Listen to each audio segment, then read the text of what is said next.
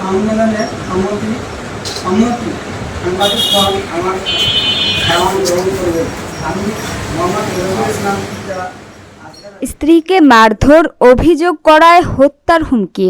দিনাজপুর থেকে মোহাম্মদ ফয়জার রহমানের রিপোর্টে বিস্তারিত। প্রতিপক্ষের বিরুদ্ধে স্ত্রীকে মারধরের মামলা করায় হত্যার হুমকি এবং পুলিশের সহযোগিতা না পাওয়ার অভিযোগ তুলেছেন দিনাজপুরের পার্বতীপুর উপজেলার দক্ষিণ মনোরাই গ্রামের এজাজুল ইসলাম। মামলা করছিলাম, পরে এজাহার দিয়েছিলাম। এজাহারের পরে কিন্তু আমাকে হুমকি দেয়। হুমকি দেওয়ার পরে কিন্তু তারা আমি কিন্তু অভিযোগ দিই, ফাঁড়ি 9,000 টাকা নিয়েছিল এবং 5 দিন ধরে আমাকে ঘুরিয়েছিল। তারপরে আমি বলছি না আমি আপনার হিসাব মানব, কিন্তু আমার স্ত্রীকে ওরা এই মামলা উঠিয়ে নেওয়ার জন্যে হুমকি দিচ্ছে। বাজারে এসে তারপরে বাড়িতে এসে আমাকে হুমকি দিচ্ছে। নজিবা শিয়া তার ছেলে হচ্ছে হাইকুর, তারপরে আছে আব্দুল মালেক, তার ছেলে হচ্ছে সুমন, তারপরে আছে তোমার আমার স্ত্রীকে ওরা মারধর করছে এই পর্যায়ে। কিন্তু আমি চিকিৎসায় এখনো পর্যন্ত করতে আছি। এখন পর্যন্ত কিন্তু মামলা। তিনি জানান, গত 13 জুন আমপাড়াকে কেন্দ্র করে প্রতিপক্ষের লোকজন তার স্ত্রী সাফিয়ারাকে বেধড়ক মারধর করে গুরুতর আহত করে। বর্তমানে তিনি দিনাজপুর মেডিকেল কলেজ হাসপাতালে চিকিৎসাধীন। কিডনিতে জটিলতা দেখা দিয়েছে। কোনো জায়গায় থানায় কিন্তু গিয়েছিলাম, তারাও কিন্তু অ্যাকশন নেয়নি। প্রশাসনের কাছে বা সরকারের কাছে দৃষ্টি আকর্ষণ করে বলতেছি, এরা আমি সত্য বিচার চাই।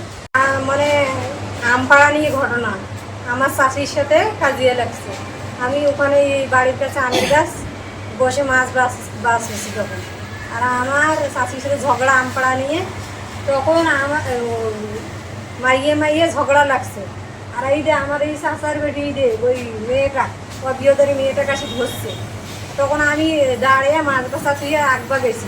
তখন হঠাৎ করে ওই লোকগুলো 4 জন আসি আমার ধরছে, নাটিয়া ধরে হয়েছে, নামাজ পড়ে নাই, শুক্রবারে নামাজ পড়ে গেছে। ওই ছেলেগুলো মোবাইল করছে, আর যার সাথে ঝগড়া লাগছে যেই মেয়েটার সাথে, ওরা হঠাৎ করে মোবাইল করে দিছে।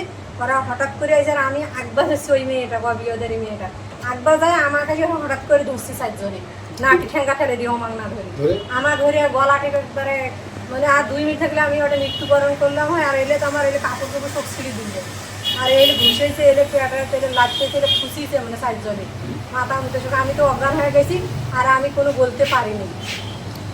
আমরা গরিবের বিচার কেউ করছো না, আমি সুষ্ঠু বিচার চাই। পুলিশ ফাঁড়ির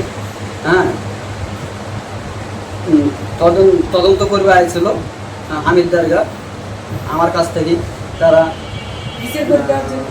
আমার কাছ থেকে 9,000 টাকা নিয়েছিল। তপস হামিদ দারগা, দুই দারগা নিয়ে আমার কাছ থেকে টাকা নিয়েছে। কত টাকা নিচ্ছে, কেন নিচ্ছে? 9,000 টাকা নিয়েছে, কিন্তু আসামি ধরার জন্য। বলছে যে আমরা আসামিকে ধরে আনবো, আমাকে টাকা পয়সা দেন। আরও টাকা পয়সা চাইছিল, যে লোকটার মাধ্যমে আমাকে নিয়ে গেছিলো, নাম হইল বুধু। এ ঘটনায় তিনি আদালতে মামলা করলেও আসামিরা তাকে ও তার পরিবারকে প্রাণনাশের হুমকি দিচ্ছে। থানায় অভিযোগ করার পরও কোনো পদক্ষেপ নেয়নি পুলিশ। অভিযোগ রয়েছে, তদন্ত কেন্দ্রের 2 কর্মকর্তা আসামি ধরার আশ্বাসে তার কাছ থেকে 9,000 টাকা নিয়েছেন। শুক্রবার ফুলবাড়ী রিপোর্টার্স ইউনিটিতে আয়োজিত সংবাদ সম্মেলনে তিনি আইনশৃঙ্খলা বাহিনী ও প্রশাসনের কাছে সঠিক বিচারের দাবি জানান।